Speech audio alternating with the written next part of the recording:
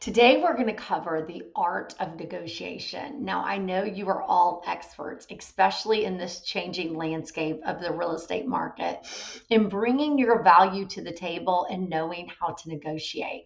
But when your client finds the perfect house and it's time to negotiate those details, we all know that the lowest price may not always meet the financial goals of your client. So it's important that we have clearly defined goals around what that looks like. Is it more important that they get the cheapest price, or is it more important that they go the max value of that property and have the seller cover things like closing costs and commissions? And then let's fast forward to once you're under contract and the inspection's been performed.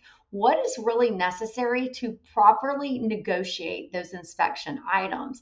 Is it something that we need to ask the seller to cover from their portion of the proceeds at closing? Or is it something that would be most beneficial if we negotiated it as a closing cost incentive so that your buyer and client could dictate whom does the repair, as long as it doesn't affect the appraisal or our ability to close? So there's always so much to consider, as you know, and we just want to remind you that we're here as your partner.